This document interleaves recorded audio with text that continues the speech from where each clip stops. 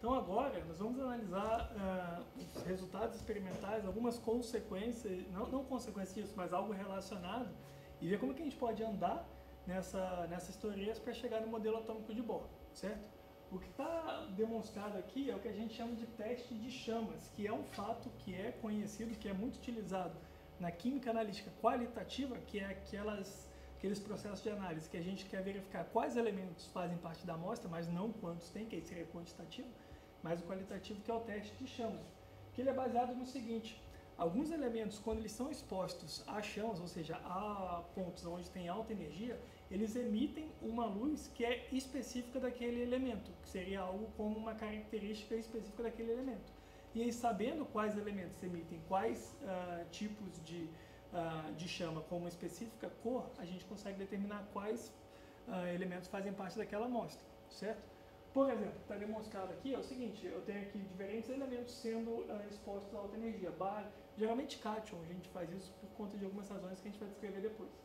Mas bário, estrôncio, lítio, sódio, cobre e potássio. E a gente vê que a chama característica de cada um desses elementos possui colorações diferentes. Então, se eu tenho uma amostra que, ao ser exposta a uma chama, ela emite uma coloração violeta, a chance de ter potássio ali é muito alta, certo? Então, isso aqui é o que a gente chama de teste de chamas, tudo bem? Isso aqui é muito antigo, certo? E aí, com o desenvolvimento experimental, a gente conseguiu refinar e entender um pouco mais o que está acontecendo aqui. Por exemplo, um fato que também é conhecido há bastante tempo, um dado experimental, mas que não é explicado pelos modelos atômicos anteriores e que está relacionado com o teste de chamas, é o que a gente chama de um espectro de linhas. Primeiro, só para entender o que é um espectro. Se eu tenho uma luz branca, ou seja, uma luz composta com vários comprimentos de ondas, ou todos os comprimentos de ondas possíveis, e eu passo aquela luz num prisma, eu vou ter algo desse tipo aqui, que seria tipo um arco-íris. E é o que a gente chama de um espectro contínuo, certo? Quando eu faço o mesmo procedimento, porém não utilizando uma luz branca, mas sim um gás quente de um elemento X qualquer, ao eu aquecer aquele elemento na forma gasosa, ele vai absorver energia e daí, consequentemente, ele vai emitir esse excesso de energia, certo? O que é interessante da gente perceber, que dá origem ao espectro de linhas, é que a emissão de energia pelos elementos, elas não ocorrem em qualquer comprimento de onda, ela vai ocorrer apenas em comprimentos de ondas muito específicos. E exatamente pelo fato de ser comprimento de ondas muito específico, quando a gente aquece um determinado elemento, que faz com que, voltando no slide anterior, a chama tem uma coloração muito específica para cada um daqueles elementos, certo? Se a gente pega aquela emissão de um elemento e passa também num prisma, a gente não vai ter um espectro contínuo, como no caso anterior, a gente vai ter um espectro de linhas, como nesse caso aqui, certo? E aí a gente pode também pensar a mesma coisa, porém para o processo inverso, porque nesse caso a gente está com um gás aquecido, ou seja, ele está absorvendo energia e está emitindo aquele excesso de energia. A gente poderia pensar no processo inverso, em que eu tenho um gás frio e aí eu emito luz branca naquele gás frio e aí aquele gás vai absorver alguns comprimentos de onda muito específicos. Então aqui a gente tem, no caso de cima, um espectro de emissão, porque o gás as partículas do gás estão emitindo energia, e aqui embaixo um espectro de absorção, porque eles estão absorvendo energia. Mas o que é interessante dos dois aqui, que vocês podem perceber que a posição onde ele emite é a mesma posição onde ele absorve, certo? Só que aqui ele absorveu aquela energia por ele estar aquecido e emitiu, mas ele vai emitir comprimentos de onda específico, aqui ele vai absorver em comprimentos de ondas específicos, certo? Isso aqui também é um fato que não era explicado pelos modelos atômicos anteriores, como por exemplo de Rutherford, certo? Em que Bohr propôs, no modelo atômico dele, uma explicação desse fato. E outro ponto interessante é que esse espectro de linhas do elemento é como se fosse como diz? Impressão digital dele. É o joinha, né? É o joinha. Não, a impressão digital dele, porque cada elemento tem um espectro de linhas que é específico dele. Então, se a gente consegue olhar para o espectro de linhas, a gente consegue saber qual elemento que é, uma vez que, obviamente, isso aqui já está tudo documentado. Beleza? E é isso que está em alguns exemplos demonstrado aqui. Ó. A gente vê o espectro de linhas do hidrogênio, do hélio, do neônio e do mercúrio. E o que é interessante perceber aqui é que a gente vai aumentando o número atômico, a complexidade do espectro vai aumentando também bastante. Por quê? Eu aumento o número atômico, aumento o número de elétrons, aumento as possibilidades de interação, energia e elétrons ali, que faz com que eu tenha esses espectros tão mais complexos assim. Mas ó, se a gente pegar o hidrogênio, que é o elemento mais simples da tabela periódica, uma vez que ele é composto por um próton e um elétron, a gente vê que ele é relativamente simples.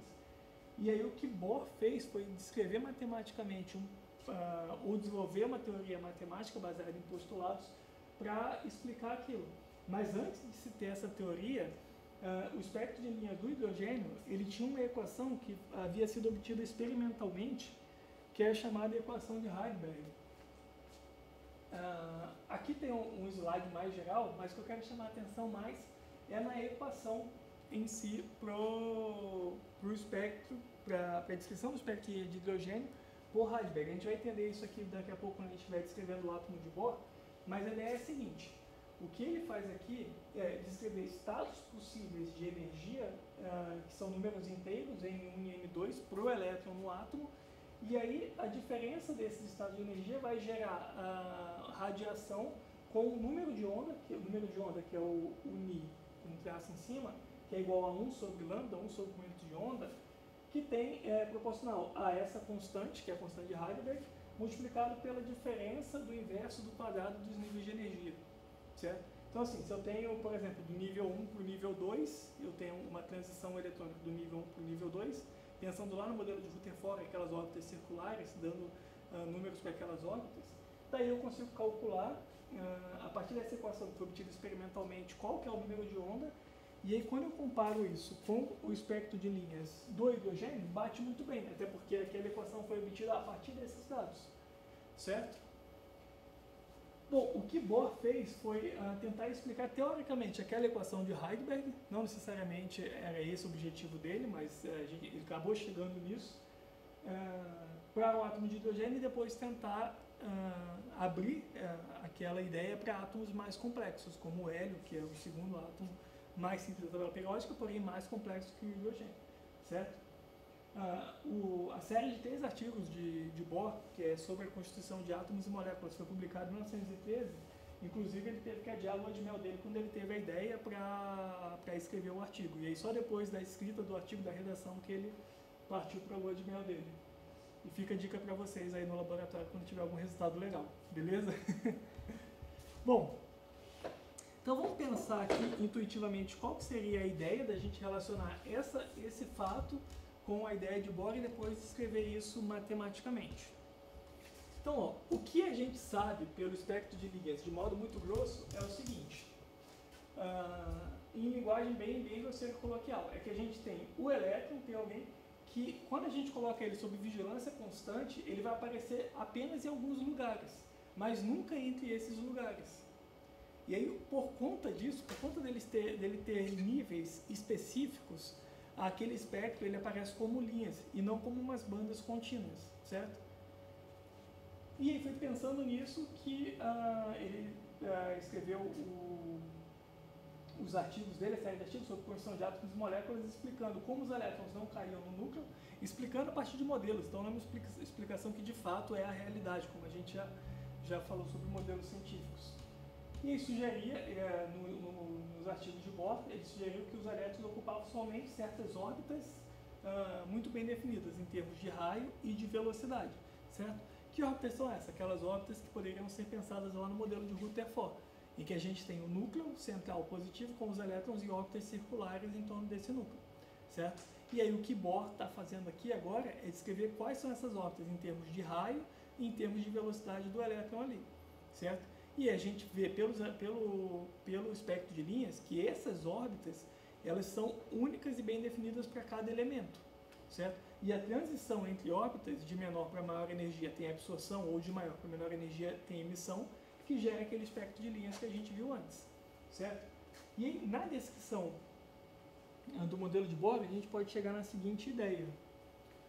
O átomo pode ser representado de forma que órbitas permitidas para os elétrons tenham relação com os diferentes níveis de energia e ainda com as respectivas raias, raias seria aquelas linhas no espectro característico de cada elemento, certo? Então imagina que eu tenho ali um elemento qualquer, não sei exatamente qual que é aquele elemento, mas ele tem um núcleo onde tem toda a carga positiva e a maior parte da massa do elemento, e aí tem essas eletrosferas com as camadas aonde são permitidos ter elétrons, que ele chamou de camada K, L, M, N, O e assim sucessivamente, certo? E aí a transição de elétrons entre essas camadas faz com que se tenha absorção ou emissão de energia. A absorção quando eu saio de uma camada mais interna para uma mais externa, porque ele absorve energia para fazer esse processo, ou quando ele volta ele tem a emissão da energia, certo? Mas o comprimento de onda daquela emissão ou da absorção era definido pela diferença de energia entre as órbitas. E é isso que a gente vai tentar fazer matematicamente para descrever, de fato, o modelo de Bohr, certo? Bom, para descrever esse modelo de Bohr, nós temos alguns postulados. Primeiro, só para a gente lembrar, o que seria um postulado?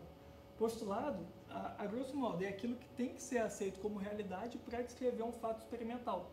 Que o fato experimental ele é realidade porque ele é observável, certo? Mas ele consegue ser explicado se eu tomar como verdade algumas premissas. Essas verdades que são tomadas como premissas é o que a gente chama de postulado, certo?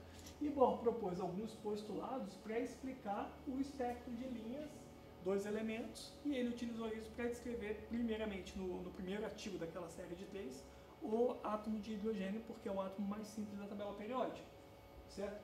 Então, vamos analisar os postulados de Bohr para a gente entender o que está acontecendo. Aqui tem a descrição do átomo, eu tenho o núcleo positivo e as camadas, que são as órbitas possíveis para os elétrons no átomo.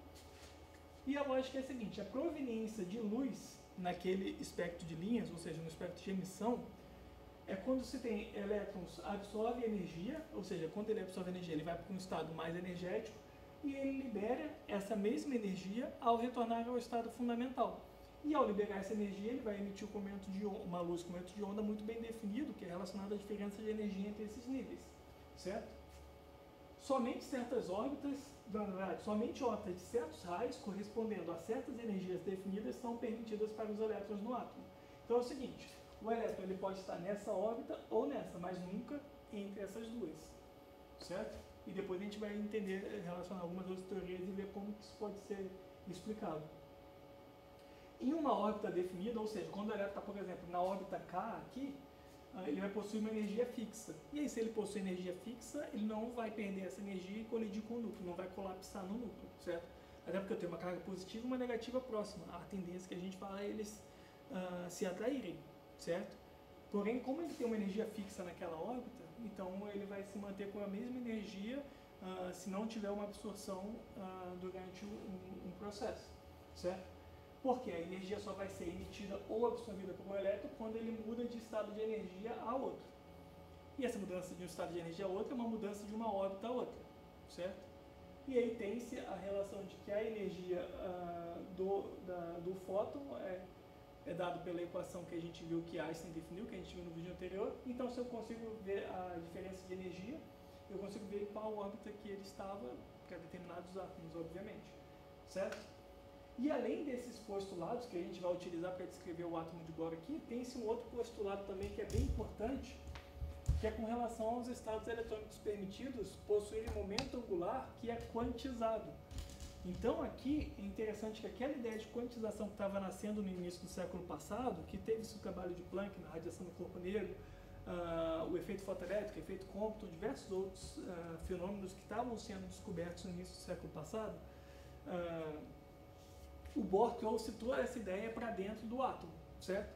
Vocês vão estudar bastante isso em algum momento do curso de vocês, mas a ideia é a seguinte: o que Bohr propôs é, bom, quando eu tenho o elétron em movimento na órbita, nós temos um momento angular daquele elétron, certo? Então, assim, momento linear é o produto da massa vezes a velocidade linear, certo?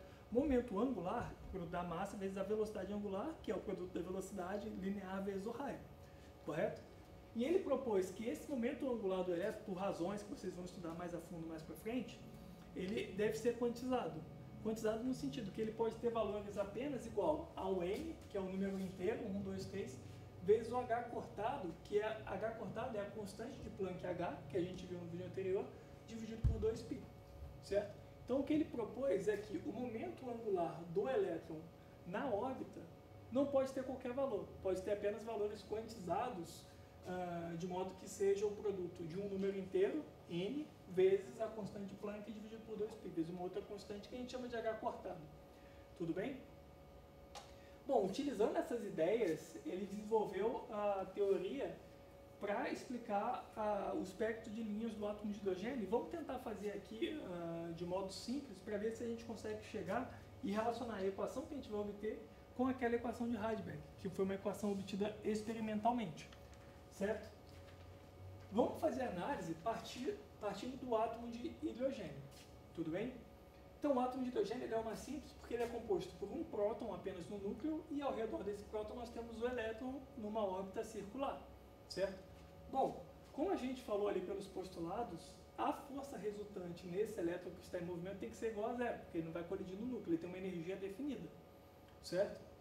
Mas quais são as forças agindo aqui? A gente obviamente tem uma força eletrostática de atração do elétron, que é uma carga negativa, com o núcleo próton, que é uma carga positiva, tem uma força eletrostática de atração. Essa força eletrostática, eu vou colocar aqui ela como Fe. Qual que é a equação disso? É uma constante, a força eletrostática, vezes o produto da carga, Q1, Q2, dividido pela distância entre eles ao quadrado, certo? Vamos definir o que são esses termos aqui para o nosso caso. Essa constante K dessa equação, que é a lei de Coulomb da força eletrostática, ela é igual a 1 sobre 4π ε0, em que o ε0 também é uma constante chamada de permissividade no vácuo. Quando a gente estiver estudando composto iônico lá na frente, a gente vai ser bem importante a gente entender o que é essa constante. Por enquanto, só vamos pensar que ela é uma constante, certo?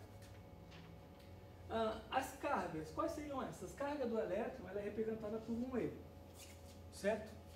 A carga do próton ela é a mesma do elétron, porém de sinal trocado, tudo bem? E aí, nesse caso, a gente está falando do átomo de hidrogênio, mas a gente poderia falar isso para outros átomos também. Então, para colocar de modo mais geral aqui, nós vamos colocar o número de cargas positivas que existe no núcleo, vezes o E, vai ser a carga do núcleo em si. Então, vai ficar vezes o E, vai ficar ao quadrado aqui, certo? E aí nós temos a equação da força eletrostática para o nosso caso aqui, tudo bem? E essa outra força aqui, que é a força centrípeta, que está relacionada à velocidade tangencial do movimento circular, que joga ela para fora, mas que, por conta desse equilíbrio de forças, ela mantém nesse movimento circular, ela pode ser descrita pela segunda lei de Newton. Vou chamar aqui de Fc para essa força. Qual que é a segunda lei de Newton? É massa vezes a aceleração. Só que nesse caso, a aceleração vai ser a aceleração centrípeta, certo? Que é v ao quadrado sobre r. Tudo bem? Se a gente pensar que a resultante tem que ser igual a zero, então uma força tem que necessariamente ser igual a outra, correto? Então vamos fazer isso, esse desenvolvimento, e ver onde que a gente chega. Deixa eu reescrever aqui, para a gente ter o espaço. Não, pode deixar, vou escrever aqui em cima direto. O que seria essa aqui? 1 sobre 4π ε0. Aí z e ao quadrado sobre r ao quadrado, e essa aqui m v ao quadrado sobre r, que é a aceleração, né? Eu não tinha colocado o quadrado antes, eu acho, mas tem um quadrado aqui, certo? Então, se eu estou falando que tem-se uma igualdade entre essas duas forças, eu posso escrever da seguinte forma.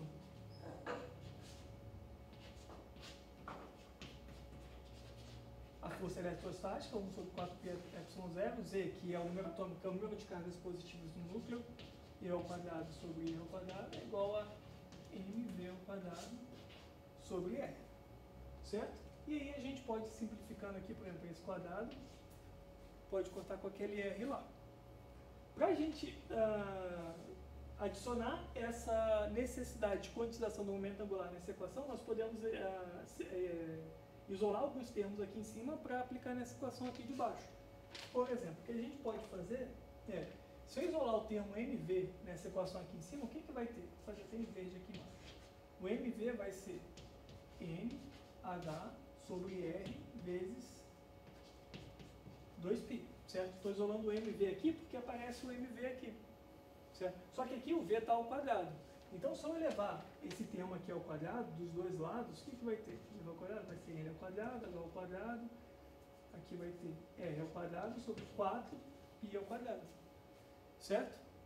E aí agora eu vou pegar esse termo e colocar lá, multiplicando por m dos dois lados da equação, para que aqui apareça o m ao quadrado v ao quadrado. Então vai ter que aparecer um m desse lado aqui também, certo?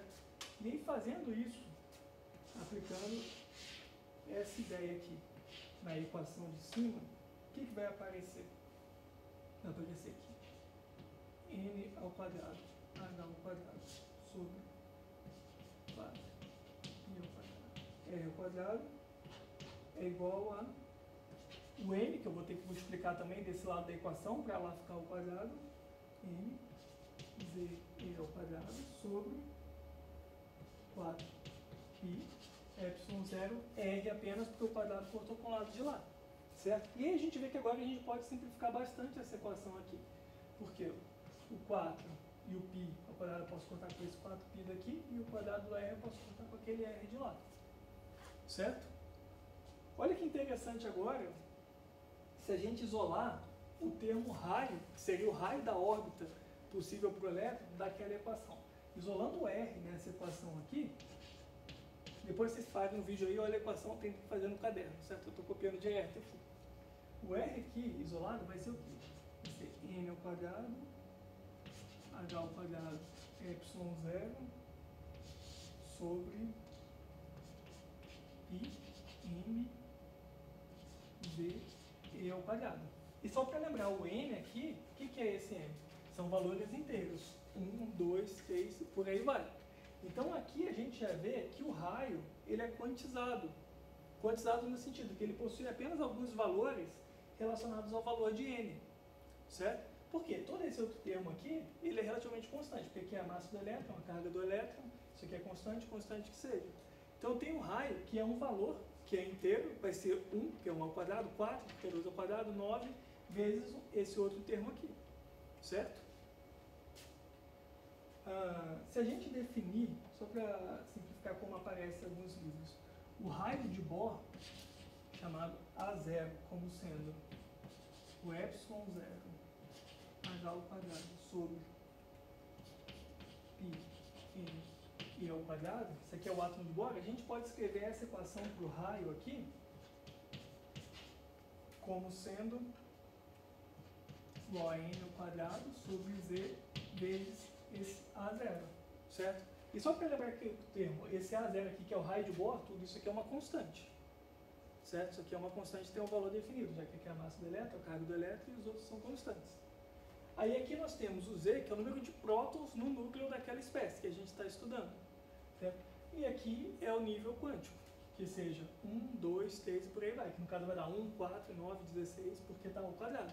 Isso aqui mostra que apenas alguns raios específicos são possíveis para o elétron naquele átomo, certo? Então aqui a gente tem a equação para o raio, para o átomo de Bohr, baseado nesse aqui, que é o que nessa constante que a gente chama de raio de Bohr, certo? E aí depois vocês pesquisem aí nos livros os valores dessas constantes para determinar qual que é o raio de Bohr, tá joia? Bom, mas a gente está vendo que aquele espectro de linha está relacionado com uma energia da onda emitida quando se tem transições eletrônicas. Então a gente precisa desenvolver um pouquinho mais isso aqui para chegar em equações de energia, certo? Então vamos pensar numa equação da energia do elétron.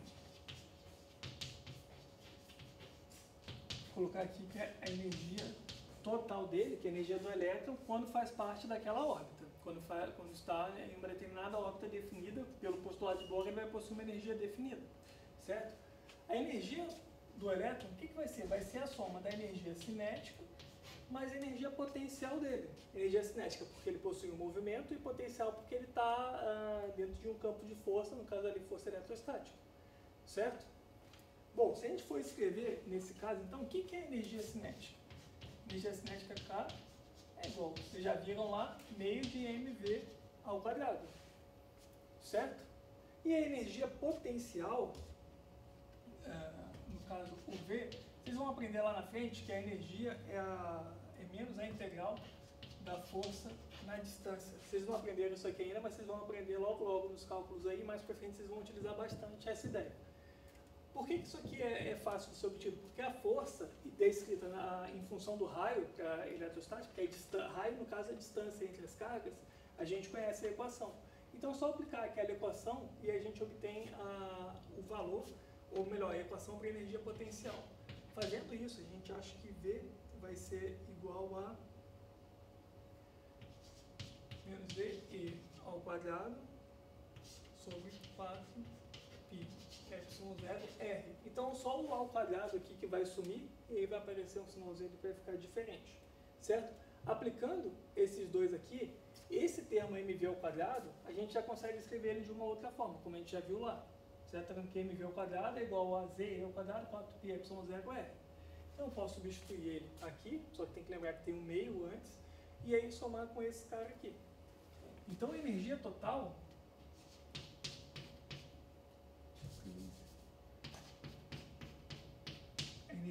nesse caso vai ser, como está descrito lá, colocando diretamente aqui, meio de mv ao quadrado, mas mv ao quadrado é igual a z e ao quadrado sobre 4π ε0R, certo? Menos a energia potencial, que é igual a z ao quadrado sobre 4π ε0R. Então veja que eu tenho meio menos 1 do mesmo termo, certo? Então meio menos 1 é igual a menos meio. Então fazendo essa conta aqui, isso aqui vai ficar menos 1 sobre 2 z ao quadrado sobre 4π ε0R, tá certo? Essa equação é a equação para a energia do elétron em uma órbita com um raio definido. Mas a equação para o raio a gente acabou de definir aqui. Então a gente pode pegar essa equação aqui e adicionar naquela equação lá. Vamos ver o que vai ficar. Deixa eu mudar de cor aqui. Vai ficar mais fácil. Então essa energia total aqui, que é a energia do elétron em uma órbita definida, vai ser igual a menos z ao quadrado e ao quadrado sobre 2n ao quadrado 4π ε0 a 0. Certo? Repare aqui que interessante, nesse caso aqui, que eu tenho todos esses termos aqui constantes, certo? Exceto o n ao quadrado aqui. Então, se eu fosse reescrever essa equação de uma outra forma, o que a gente poderia escrever? Só para isolar o termo que é a variável aqui das constantes, isso aqui pode ser reescrito da seguinte forma: a energia total do elétron vai ser 1 sobre n ao quadrado. Vou colocar um não aqui, vou colocar o z aqui também, porque o z depende do tipo de núcleo que nós estamos falando lá. E que para o hidrogênio ele é igual a 1, mas isso aqui serviria para outros átomos a princípio. Vai ficar z ao quadrado, que multiplica o menos e ao quadrado sobre 8π ε0 a 0. Certo? Aqui o negativo porque está aqui, e aí aqui nós temos que a energia total do elétron, ele é uma constante que depende do número de cargas positivas no núcleo, dividido por um termo, que o n só pode ter valores inteiros, que é 1, 2, 3, como a gente viu lá. Então isso aqui mostra que a energia também é quantizada, certo? Então o elétron, no átomo, ele pode ter apenas certos valores de energia. Portanto, quando ele está num nível de energia e passa para um outro nível de energia, que também tem energia definida, ele tem que absorver uma energia que é exatamente igual à diferença entre dois níveis. E quando ele emite, ele vai emitir exatamente essa diferença entre dois níveis. Por conta disso, o espectro aparece como linha e não como banda, certo? A gente consegue fazer isso matematicamente também da seguinte forma. Bom, a variação da energia, o que vai ser? Vai ser uma energia final menos uma inicial, certo? Ou seja, o estado final, N final ou N inicial para aquelas camadas lá, seja K, L, M, que seja, certo? Então, se eu for escrever isso para aquela fórmula que a gente desenvolveu antes, isso aqui vai ficar o seguinte, vai ficar z ao quadrado, vou chamar isso aqui tudo, vou chamar de uma constante K, só para não ficar reescrevendo ela aqui, porque aquilo tudo é uma constante, concorda? Então vai ficar z ao quadrado vezes aquele termo todo lá, K, depois vocês podem definir o valor numérico dessa K, que multiplica menos 1 sobre o n final ao quadrado, menos 1 sobre n inicial ao quadrado, certo? Em que o menos daqui, esse menos é esse daqui, e esse aqui é por conta do ΔE, tudo bem? Ou reescrevendo aquela equação lá, o ΔE vai ficar igual a d ao quadrado k, que o k é aquela constante que a gente definiu ali agora, que multiplica 1 sobre n ao quadrado menos 1 sobre n f ao quadrado, em que o n é o número da órbita. A primeira órbita n igual a 1, a segunda n igual a 2, ou as